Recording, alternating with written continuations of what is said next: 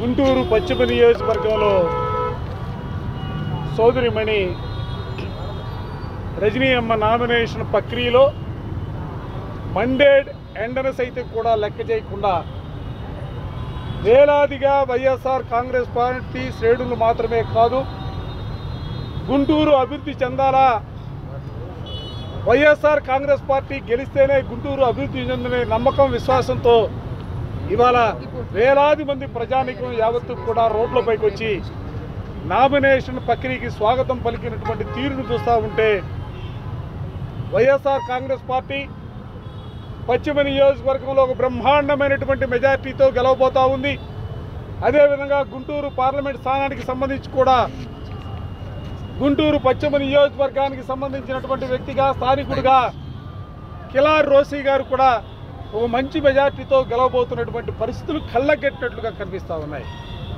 ఇవాళ ఒకటే ప్రజానికం యావత్తు కూడా ఆలోచన చేస్తూ ఉన్నారు. ఎందుకంటే ఒక పక్క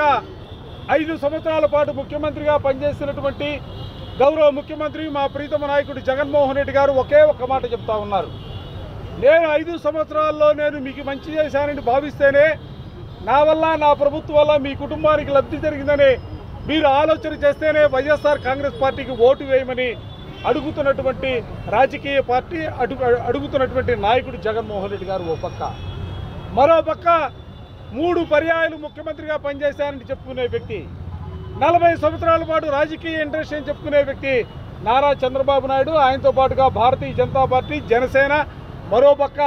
అతని మిత్రపక్షంగా కాంగ్రెస్ పార్టీ, కమ్యూనిస్ట్ పార్టీ అన్నీ కలిసికట్టుగా మరో పక్క పోటీ చేస్తూ ఉన్నాయి. ఇవాళ ప్రజలు కూడా గమనిస్తూ ఉన్నారు. ఇవాళ వీళ్ళు ఏం మాట్లాడుతూ ఉన్నారు, నారా చంద్రబాబు నాయుడు ప్రతిరోజు కూడా ఆయన మాట్లాడినటువంటి మాట, ఏ మాట తీసుకున్నా కూడా నేను 14 సంవత్సరాల కాలంలో నేను ఇది అభివృద్ధి చేశాను, నా అభివృద్ధిని చూసి ఓటు వేయమని అడుగుతున్నటువంటి పరిస్థితులు ఈ రాష్ట్రంలో రాళ్లతో కొట్టండి, నోటికొచ్చినటువంటి భాష దుర్భాష ఆడే కార్యక్రమాన్ని ఏదో ఒక విధంగా వైఎస్ఆర్ కాంగ్రెస్ పార్టీ పైన, జగన్మోహన్ రెడ్డి గారి పైన బురదలే కార్యక్రమాన్ని తీసుకొని ఇవాళ ఎన్నికల ప్రచారం చేస్తూ ఉన్నారు.